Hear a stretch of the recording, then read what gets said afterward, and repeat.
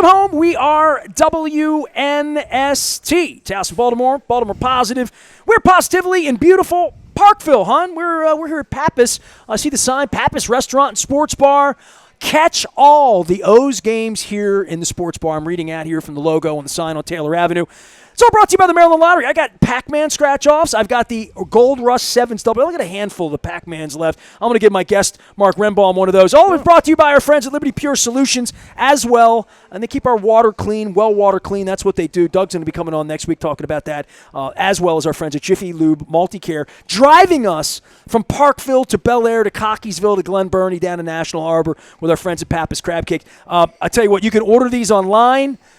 Jeannie ordered this one over here. I've kept it intact. It's been very difficult to do, but I ate the chicken franchise earlier. So otherwise I'd be eating this thing, but we'll eat this a little later on. Final segment here at Pappas in Parkville. I've done sports, did community, Steve Elliott on. I did a networking event. Bill Cole and I talked about this a couple weeks ago, Cole Roofing, out in Las Vegas. It's a Maryland. It's really a power networking event, mainly for real estate people, but there's a lot of lawyers, accountants, regular people, people in the building business, and then just people that associate with other people. And I heard so many stories at that pool. And the second day I wore my Aparicio jersey, and Bill Cole said, just go hang out at the pool. All you're going to do is see people you know and people who know you. And that's exactly what happened. It was 110 degrees. Mark Renbaum is here. He is the principal at MLR Partners and the CEO at Schwaber Holdings. I'm at Johns Hopkins University. I'm reading from his LinkedIn.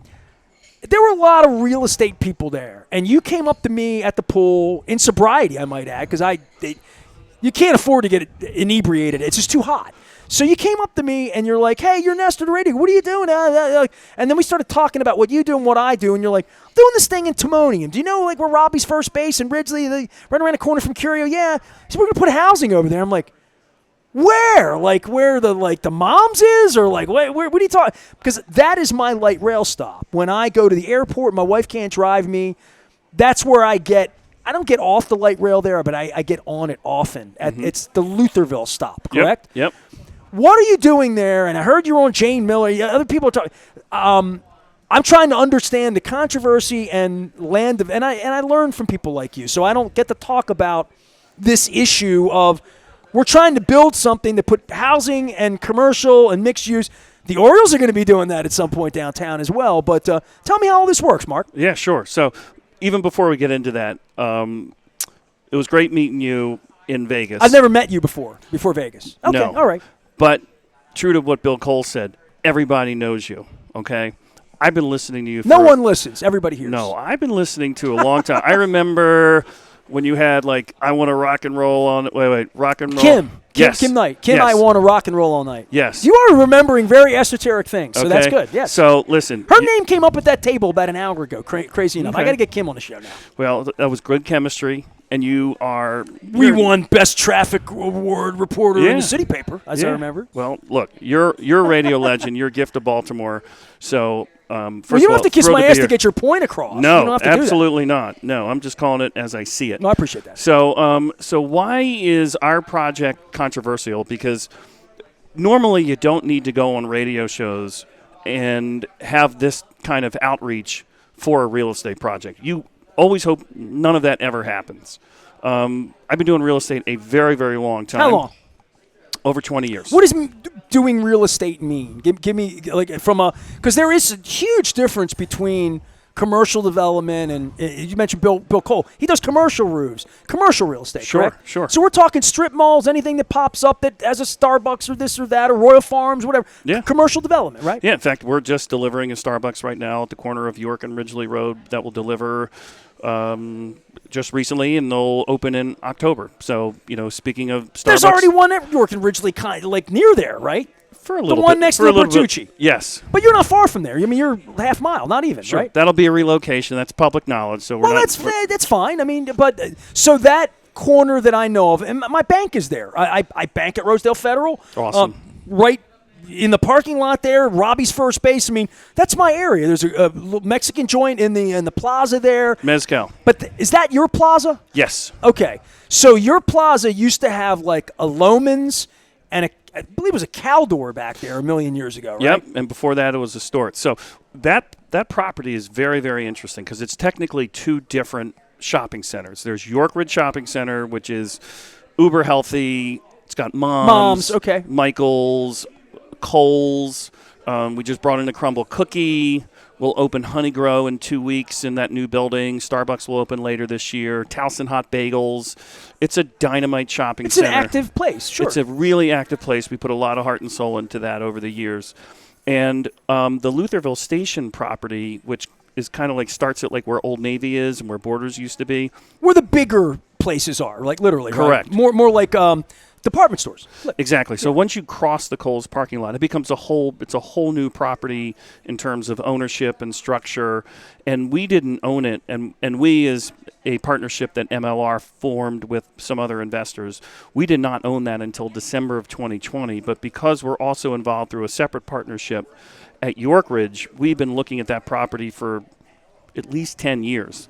And we wanted to make sure that the future of that property was going to be in good hands. And the best way to control that is really to take ownership of the property. Because you own what's next to it. We own it next door. So when you first, you hear a lot of the neighbors, talk about, their investment in their home. We have a pretty substantial investment also called York Ridge Shopping Center.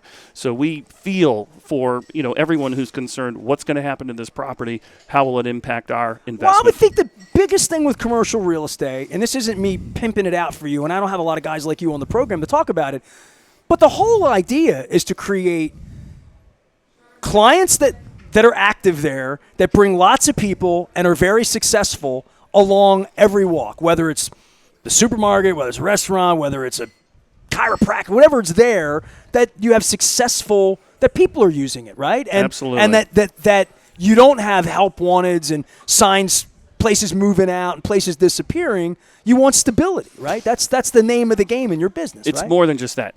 When you're taking a property that's in such a terrible condition right now as Lutherville Station, you want to start from scratch. You want to create something that's going to last another 2 generations at least.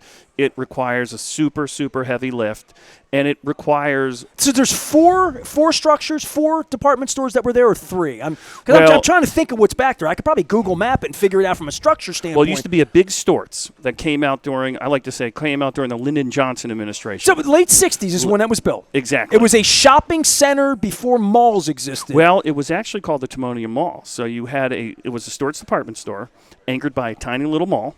And it was next to the York Ridge Shopping Center. So there was an indoor atrium kind of area there, like Kenilworth or like that. Yeah. And that's kind of, I never knew that. Yeah. I'm from Dundalk, so I didn't, I shopped at Loman's. Sure. My wife All of us. went into the Kohl's last week and bought something. Good. Sometimes she goes into Mom's if she needs something organic. Good. But I don't know what else is back. There's other stores back there. Sure. Since it's been a Caldor, I guess I remember it being a Stewart's, but I didn't live in Towson 30 years ago. Stewart's has been gone 30 years, man. For a long, long time. Yeah. But right now, Lutherville Station as it exists is largely vacant, and that's done intentionally. So, we've wound down a lot of leases. Some tenants have actually left on their own. Restoration Hardware just left. Best Buy just left. We would have loved to have kept them short term. But our plan is obviously to create something transformational. And I've done transformational projects before. We are the co-developers of the Northwood Commons project right next to Morgan State University, which was a $45 million 8-year. That's the shopping center there that had the good chicken wings at one point. Had Yes. Everybody went there for the wings. Yes.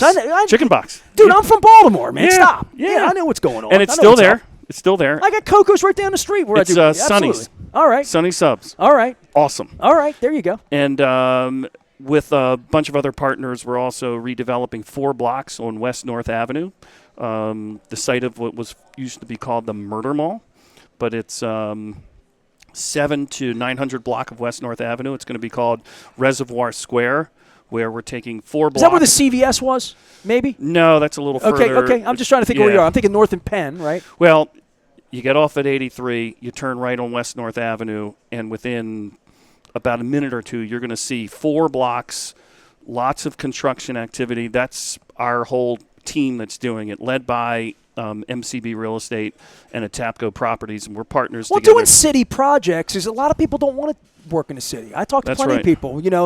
He's had Stitz here saying my school's in a city, and that becomes something that's an X mark. Like, I love the city, and the more we talk about the city, and the more I have people on doing, not just talking about the city or talking bad about the city or giving reasons not to go, you're giving people a reason to be in the city. That's important. Well, look, we love Baltimore. That's spiritually important. It is. And it's funny, not until I got in the real estate business did I not realize that you have to kind of characterize what part of Baltimore you're from. So, What high school you went to? well, even more than that. So, as you know, with Dave Katz, we're at Pikesville High. But I forgot you're a Cats guy. Okay. That's right. Mighty Panthers, the Purple Panthers. That's right, yeah. What year were you? 90. 90. So you're way after like Kasoff and Gottlieb and those guys. I'm trying to think. They were more 85, 86. Well, Dave and I came in as freshmen. Those guys had just graduated. We're on the basketball team. Well, Katz brags about his basketball prowess. Well, he should. Was he decent? He was great. He was great. See, he doesn't talk about this, you know? He lets trust me. others talk about it. He does a good job of talking. No, too. he didn't talk to me. He's never even offered to play horse with me, to be honest with you. Okay. Well, he's all married and happy now, Mr. Yes. Miami, That's right. He was on my page today because the Panthers won the Stanley Cup last night. Right. He was there. Well, I had a Panthers jersey on 30 years ago, so I posted that today. That's about Right. the best I can do. So you're a Pikesville guy. I'm a Dundalk guy. Yeah. So what's the issue with you? And I shouldn't even ask this because, I know how this works. You own all this land. You want to do something with it. And then there's zoning, regulations. Can we, should we? Does Johnny O like it? Do people like it? Does a neighborhood like it? Sure. Where are we? What is the developing is developing hard. controversy here? Developing is so hard. So we bought the property in December of 2020. We came out. Melody Simmons did a story almost immediately. My former coworker. Yeah, she's great. And we said, look, this is going to be a town center. It's located at the light rail. And whether folks like the light rail or not, it's there. And so our approach... Oh, the controversy is it's going to bring people from the city to the county. Okay, that's what I grew up at East Point Mall, so I'm familiar with that. Right. It's an age-old conversation, and I know the root of it. So what gets in the way? What do you need to get done? And what are you trying to do? You're trying to build a place for people to live, literally, right? Right. So you're not trying to build more department stores. They're kind of done. They're kind of done. If you haven't heard, but yes. So we're looking at 2050. We're not looking at 1950. Okay, how old am I going to be? I'm 80. Okay. We'll do the math. All right, I got it. Okay. I'll still be here. And if you look at the trends nationally, you want to develop housing near transit. It just makes so much sense.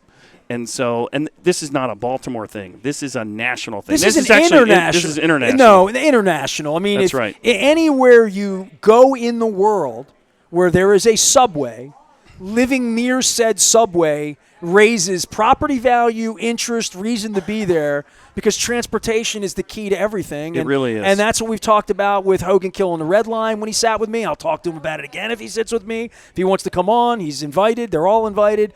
But getting a light rail built, the whole purpose to build it is that people use it and live near it and work near it and play near it.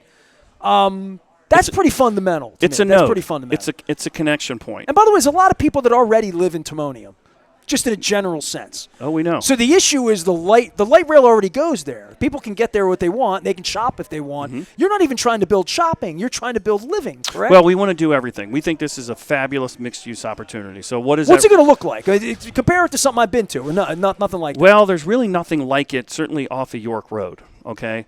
But what we're planning to do is have hundreds of apartments. We have, just so you know, we have the zoning through the state of Maryland. We have the zoning to do up to 1,328 apartments. That doesn't mean we're going to build 1,328 apartments. That's a city. That's a lot of people. That's correct. But that's what we can do. And but we think that this project is going to be awesome for housing. We think it's a dynamite office location. And we also think we can create great, what we call experiential retail that gets people excited. Just think like the new developments that have just occurred at Cross Keys, for example. Okay, friends of ours in the business did it. I think they did an incredible job. If you haven't been there recently, I haven't. My wife will be going day after tomorrow. Her eye doctor's in that mall, and she's been talking about it. I got to get Arsh on and get these guys on to talk about what they're doing over there. I'm aware of it. Yeah. Well, Arsh really led he was really the leader of that. And to say they did a great job is an understatement. It's an extraordinary job. everyone who's probably listening right now knows Cross Keys, but go to Cross Keys today and see what happens when really smart, imaginative developers get in and really reimagine what Well, it the hadn't been same imagined. property Cross can Keys be. has been imagined since 1970. Well, it literally, has now. right? I mean, but Yeah. but you're taking, and Arsh would say this too. You're taking a core part of the city. You're taking a light rail stop that's underutilized that everybody could get on and off of. And I was in Hunt Valley over the weekend, and I don't want to say I thought of you because I knew we were going to be talking about something like this, and I haven't done a whole lot of research on this. I know you were on Jane Miller, which sort of woke me up on my Twitter to reach to you again this week to have you on. By the way, Mark Renbaum is our guest. I want to make sure I reset here because I get ahead of myself. Tell them what you are because I just lost your damn thing. No worries. So I'm a principal with MLR Partners, and we're the lead developer on the Lutherville Station project and involved in a lot of other transformative projects in the Baltimore By the way, when I area. write things down, I don't lose LinkedIn. They're principal MLR holding. I have it on my phone. It's all good. That's why I need You a got pen it. and paper. I got to go back old school. Yeah. I was up in Hunt Valley on Saturday, and I pulled in from. We went up York Road, made the left, but I pulled in from Shawan, like over where the Chick-fil-A and the Iron Rooster are. And my wife always goes through that parking lot where like the TJ Maxx or the Marshalls, whatever it is. Yep. And then you go through the middle where like sort of the center fountain area is. And I went through, and my wife and I, when we moved 2.5 years ago, we could have moved anywhere. I mean, and I didn't pick Towson. It just was the best circumstance for me and my wife to be near the radio station, to have outdoor space. My wife is growing tomatoes. She's elated. Like Pat Santarone. Third, yeah, very much so, like the third summer in. But we went up there, and I saw all the housing behind the town center in Hunt Valley. Oh, the old Sears parcel. My wife and I thought about living up there because my wife's she's a Verizon, and their base was, she went to work in Hunt Valley every day on Shawan Road before they sold off to Black & Decker, or not Black & Decker, McCormick. I went in and I saw all that housing behind it. And my wife and I looked at living there thinking this would be a good situation for us. We could light rail into the city or the airport without having to drive. We got the mall right below us, places to eat, places to shop, everything you need living there. But I thought, it's a freaking long way from that if I lived on the 4th floor up there way behind what used to be the movie theaters and way behind Barrett's, way up on hill. Just to walk to the light rail felt like a long, like if it was cold out, it would be a little bit of a pain in the ass to navigate the whole mall and do that every day if I worked downtown, if I was a commuter, right? And I thought to myself, why didn't they build the houses closer to the light rail? I thought about this Saturday. You tell me, because like that parcel you have there, part of the jam of living there and paying an apartment and living there instead of saying living over by Kenilworth or living in East Towson or living in Hunt Valley would be I can come down the elevator and get where I want to go transportation-wise. That is not a Baltimore thought, because in Baltimore it's like, give me my car, we'll drive the Beltway. But most places where there's public transportation, people that are attracted to that want to not be on the other side of the mall. I just thought about, like, that would be a much more attractive place to live if I were commuting on a light rail, if I were closer to it. Well, they did an awesome job at Hunt Valley. But it was 40 years ago, 30 years ago, right? Well, but in a previous life, I worked for what was then Irwin L. Greenberg Commercial Corporation, now called Greenberg Commercial, or Greenberg Gibbons, and we opened the redevelopment of Hunt Valley in 2004, 2005. A lot of people forget it was a mall. Yeah. I never walked in it when it was a mall. I don't think. I mean, I went to Towson. Went to I played March. video games at the Paddock, and it was great. Well, but it failed as a mall. It failed early. Like in the same way Owings Mills, when malls were going out, it was one of the ones that was never heavily utilized to begin with. So it was rethought during a different era. Reimagined, absolutely. And that's 25 years ago, though. 2003. Okay, all right. It's hard to believe it was that long ago. Well, it's the years start to add and it's up. better Mark, today. It's actually better today than it was when I was part of the team that helped. Oh, I think it's a wonderful place. Unbelievable job. But I don't know anything about the living area above, even above like the sushi place on the right where the Iron Roosters. There's living space there. That's much more attractive if you're taking the light rail. I would think what you're building in Timonium, when I'm trying to envision what it's going to look like, I'm envisioning that right side of Hunt Valley where there's some things, but there's a lot of people that live there. Correct. So our property at Lutherville Station is a lot smaller than Hunt Valley. Hunt Valley is probably north of 70 acres. Oh, of course. Right? Ours is 13 acres. Okay? So it's going to be very, very condensed. you don't. It's not even a pitching wedge from where the apartment building will be to the light rail. It's like a putter. I mean, it's right there. Okay, so just imagine all of these apartments. We're going to have multiple acres of green space, which you don't see at all generally on York Road. We're going to be taking some very. I'll be honest with you, because I've been to this place and I go there all the time. The amount of trash and crud in that park next to the light rail, it's not good. It could be nicer. Sure. If people were there, it wouldn't be a place where people throw coffee cups. Well, that's all about investment, okay? So one of the worst things you want to see in commercial is you don't want to see underutilized and vacant properties. They suffer from disinvestment, and then almost like then everything else, it's domino. It compounds on itself, Sure. okay? So on like projects like Northwood Commons, like Madison Park, Reservoir Square, and West Baltimore, even the Shell station at York and Ridgely, that's now a brand new building. We pump in so much investment into that. That's a lot of mind and human capital. That's a lot of money that goes in.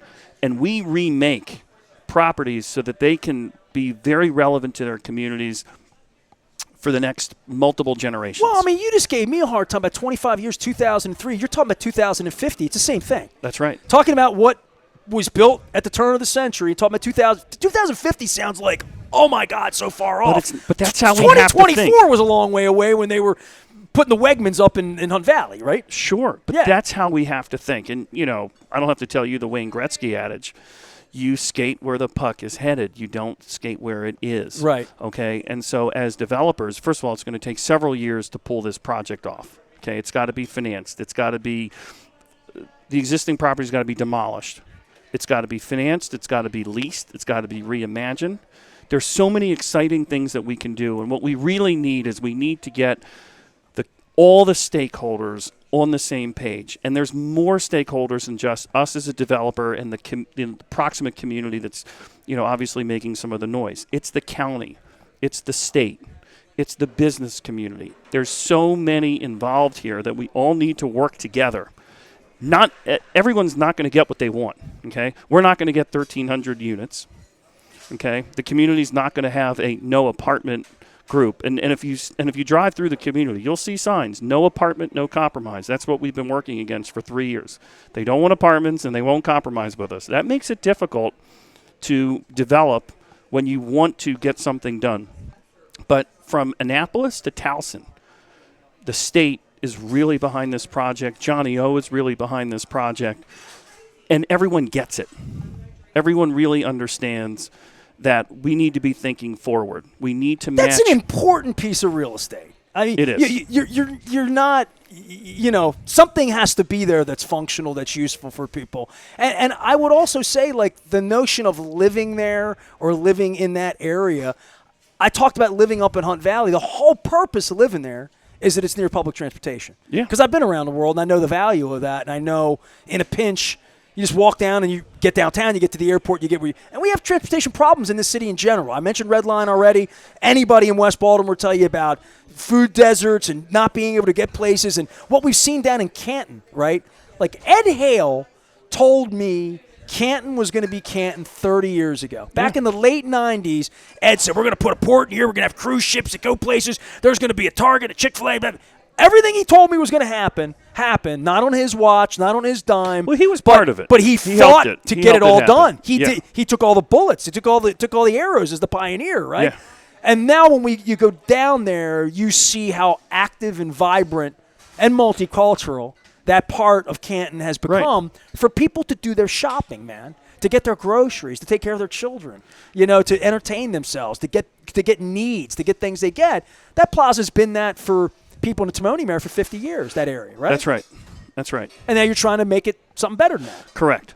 But it's not going to be like White Marsh where there wasn't housing and there's not public transportation there either, right? But I think of like the White Marsh Avenue project, things people would be familiar with in our audience. That's cool. And saying, what's it going to be like? Because everybody's familiar with the area you're talking about. It is a small little – is it up in the sky? Is that what you're trying to do with it? No. We're specifically not going to go nearly as vertical as what you see in Hunt Valley. And we've been very, very clear in our communications with the community leaders, some of which are very in favor of this project and some of which are not. but we've been very, very clear. This is not a high rise. We want to dispel a lot of the fears that some folks may have, but we do need a very substantial amount of residential on the site for various reasons. And again, let's go back to the stakeholders, the county, the state. Okay, we have 96,000 unit shortage in the state of Maryland. This is a project, piece of real estate located next to effectively a state anchor, which is the light rail. How do you not develop there? We're not talking about clearing a cornfield in the middle of Timonium. We're talking about taking a shopping center that has needed to be demolished for multiple decades right next to a state agency, the light rail, and create a connection between housing and transit. So listen, you want to do anything, there's going to be pushback, right? I mean, Sure. The story of my life has been controversial, although I didn't sign up for it. What makes it happen? Because there's going to be pushback, and people are going to vote against it or pull against it or lobby against it. What makes it happen? Just go to a ballot of some kind? Unlike really Harbor happens? Place, it's not like a public referendum at all. So in order to get these projects off the ground, you need zoning, you need an approved development plan from the county. Okay, you need got to get your approvals, and then it's got to be financed, and it's got to be real. So on the zoning piece, we have the zoning from the state. We're also navigating the zoning in the county. Now, the state zoning, where we have over 1,300 unit capacity, generally overrides the county zoning. But we're still in a very important comprehensive zoning plan with the county. And Councilman Koch, to his credit, who is the presiding councilman in this area, he's trying to get all the parties together, and he's really been trying to do it for about 3 years. And so he deserves a lot of credit. So this has been really stalled. This has taken a long time. Well, this isn't fresh. I'll give you an idea. So we acquired the property December of 2020. My first meeting with the Lutherville Community Association was in April of 2018. Okay, so 2.5 years before we even acquired the property, I met with the community leaders, showed them a plan, and started working with them in advance of us acquiring the property. That's how long this has been going on. Real estate, There's a pipeline here. There's a long pipeline of doing this. But this is important, okay? Like, as a pure real estate project, if we wanted to just put a bunch of retailers in, maybe an industrial use. Go somewhere else and don't fight with people, right? There's other places you can do business No, but we easily. could literally do it Right. there, okay? We could literally do it there.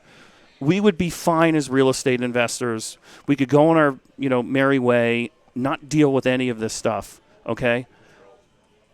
But then you got to go back to, where's your vision? Where's your legacy? Where are you thinking? Where are we headed? We have an obligation to do this right. We know that a lot of eyes are on us. A lot of eyes at the state, a lot of eyes at the county. And once it's done for 50 years, whatever it is. You put more Lomans and more things that fail or more big things that people don't want. It's a Band-Aid. Yeah, I would say. I mean, I've seen it Band-Aid. I know the property you're talking about. When we were talking to Pool in Las Vegas, I'm like, so I just want to get the facts out to people about how difficult this is more than anything else. Oh, my God. I guess that's the part for me. There's no right or wrong, and if I were anti-apartment or anti-people or anti-light rail or a member of the activist or whatever, I would still say, you own the thing. At some point, you're going to get something done there. Something's going to be built there that's not an aired-out Lomans and a failed Stewart's from 40 years ago. Something functional needs to be there for whomever owns it. That's good for everybody. And what we say to everyone is, look at our track record. First of all, look at our track record of everything we've ever touched as a lead or co-developer. We take things that are ugly and non-core, and we turn them into stuff that's awesome and that people love, people keep coming back to. Northwood is one of our best examples. That was a center that was rife with drug dealing. That was probably the number one commerce taking place there, okay? There was massive mistrust between the community, the owners of the former, not former, still current, but and our partners, the owners of the shopping center and Morgan State University. And they say the university is a big part of that. No one trusted each other, okay? We came in as a development team working with the incredible family that is now our partners and had owned it since the 1970s. We broke down all the barriers. We got everyone working together. Morgan now has a Barnes & Noble College and Starbucks on the site. We built a $15 million police station for Morgan on the site. The project itself. Morgan's a stakeholder in this, literally. Oh, yeah. Right? Yeah, they are the neighbor that's a stakeholder in this. Correct. So a lot of development, it's all about trust. People have to trust each other. And so we like to say, look at our track record, look at what we've done, but also look how we do it. We are patient because we know that the long-term plan for this property is exactly what our vision is. We've been here a long time, and that's where our focus is. Mark Renbaum's our guest. We're out of here, Pappas, learning about the property and learning about stuff. He is. I keep losing your damn thing because I want to read this off the right way. I'm a shortstop for the Orioles. No, you're not. He is the principal. I guess MLR, and you told me Mary Lou Retton. If you would have told me that, I would have remembered it. There MLR. You go. Well, I did tell you. So. Yeah. Because you're a fan listener, all these years, and you know Cats and all these old schoolers, you probably know David Rose too. I'm sorry. He's my man. That's my man. We were just together last week. Good. He put me up in New York a couple times. So yep. Rose knows I love him. Let's give him a hard time. He's the Doc. Doc Rose, DR. Doc. I'm thirsty.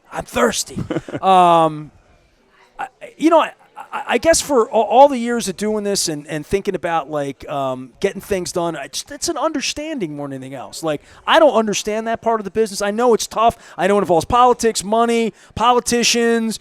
All of the ugly underbelly of things we don't want to know how the sausage is made or whatever. And every developer is slimy and all grease and politicians. Right, I know all the developer jokes. I've heard them all.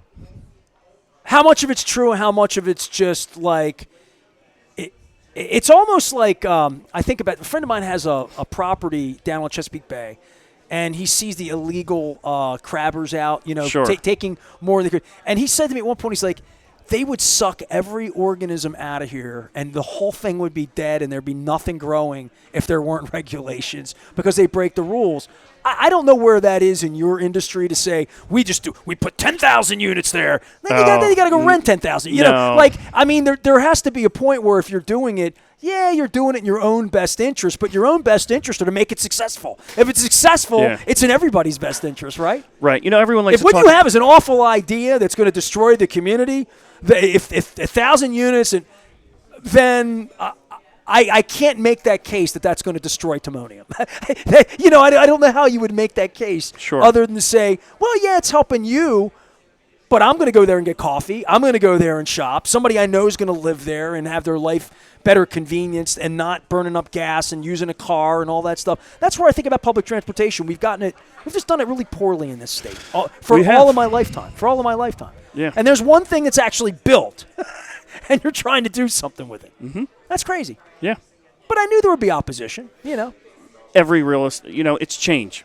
I would ask the people in the neighborhood, if I were being flippant and nasty, I'd say, what do you want to be there? What do you think should be there, Mr. Citizen? It's not your property. You didn't put the millions of dollars out. But if you could vote on it, what would it be? Well, it'd be a field. That's like people saying Harbor Place should be a park. And I'm like, well, you just don't understand money in real estate then. It just can't be a park. Part of it can be a park, but part of it has to generate living, working, social, recreational. It has to have value. It has to be a place people want to be. Yeah. Right? Period. If it's a place where people want to be, I don't care what the town association. If everybody wants to be there, then you got it right. Right? I got to give one quick plug to my friend David Bramble. Okay. He's the he's been ducking me, but Dave, you've been invited. Come on by anytime you want to talk. Let me tell you something. We are so lucky in Baltimore to have David. David and I have been really good friends and partners for over 10 years. There's no one better suited, and his team. I want to hear his story. I haven't heard it. It's the best, I've heard him fighting with residents and in the papers and the media. I just want to sit and do this and hear what they want to do down there. I've seen the pictures and all that. I know the real David. The real David is better than you can even possibly imagine. He's smart. He's compassionate. I can't wait to meet him. Amazing vision. I've emailed with him. That's all I know. And super humility. But these are the stories. I mean, everybody. You talk about Lutherville, Karen. Maybe I go use this property up at the light rail. Maybe I get off one at some point in my life when you get it built. But like the harbor, I lived at the harbor for 19 years. Yeah. I lost $250,000 in my own real estate down there. Right. I mean, I bought, stayed there, loved Baltimore, up in the sky. Like, couldn't give it away. Yeah. I couldn't beg anybody to take my 23rd floor, beautiful view of everywhere, like all of that, right in the heart of the city. And that's partially because of the Harbor Place. I mean, I put part of it on Angelos as well, emptying out downtown on summer nights, which didn't help things. Being a guy who lived down there amongst crime and the plague.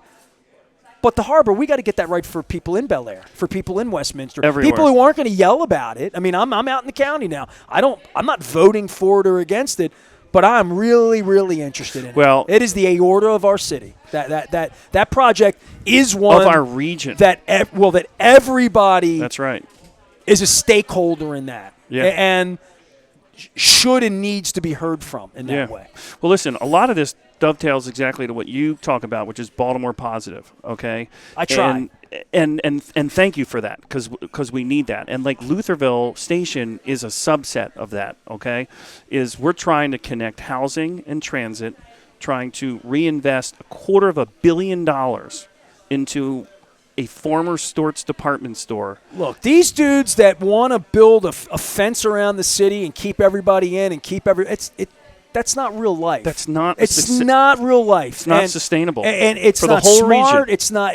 This whole that the train goes into the city, so we can't have it in the county. The train goes through the city to the airport. It's a way to get it's the way I go to the airport. I'm glad they built that thing 50 years ago. I wish they would have built X's and wings, and I could get from Towson to White Marsh on public. I wish I could. Yeah. We didn't build a city that way, and yet.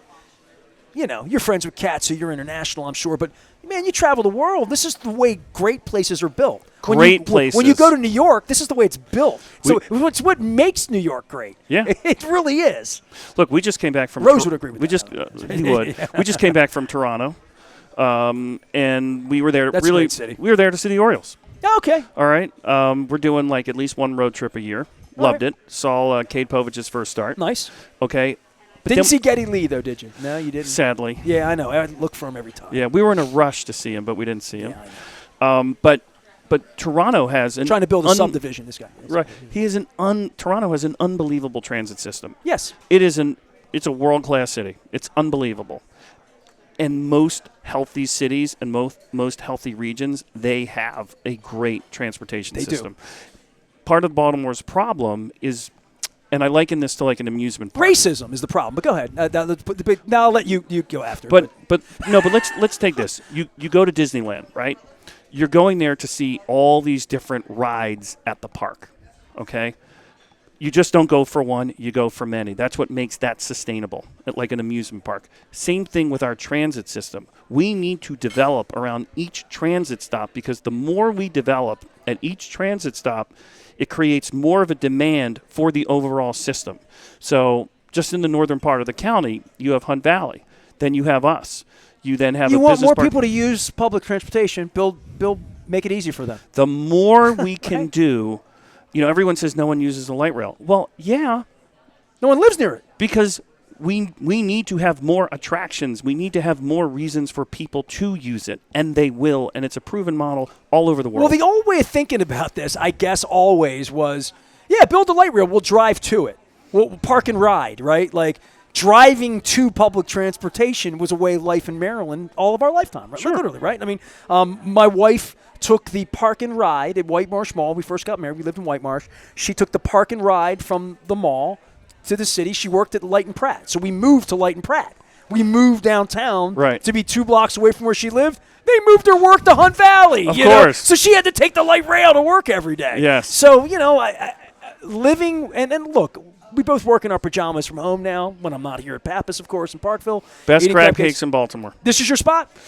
Well, I go to the one in... You're Cockeysville. Yeah. All right. Well, I'm going to get you crab cake before you go. And it's a treat. Oh, my God. These crab cakes are unbelievable. Well, they're huge, and they're delicious, and they're available. Everybody knows about it. I haven't gotten it. It's been hard to look at this and not eat it, but I did have the chicken franchise earlier, so I'm taking this home to my wife, who's all hobbled up.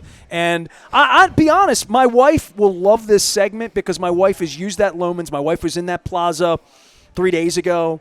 I'm at Robbie's. We're Rosedale. This is not an area. Mark Renbaum's here. They're trying to develop the Lutherville light rail stop. We would be familiar with it at Ridgely. We've been talking about it for a while. So if you just joined us out on the radio, you can go catch it. You can go catch it out on Baltimore Positive on our podcast and all that stuff. Pikesville guy joining a Dundalk guy in the middle of Parkville talking about Timonium. Did I get that right? You did it great. I think I get there. Did we get everything out just in a general sense? Is there any closing arguments you have, Mr. Renbaum? What I would say again, real estate development is about trust. You got to build it. You also have to look at the track record of the people who are doing it.